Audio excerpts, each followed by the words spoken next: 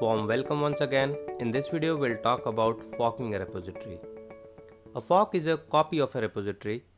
Forking a repository allows you to freely experiment with the changes without affecting the original project.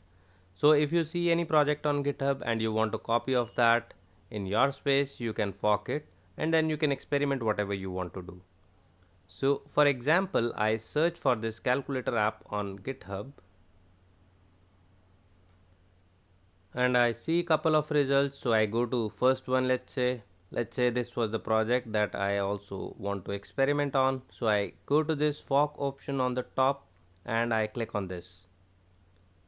Once we click on this, we see that it is appearing on my space and then I can give any name to it. Let's say I give a new name ABCDEF and then it asks whether I want to copy only the master branch or not.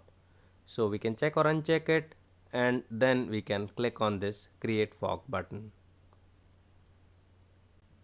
Now you see here on the top it is appearing on my space, so I can see on my repository it got added.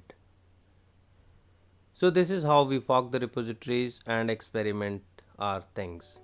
So that is all. In the next video we'll talk about markdown syntax.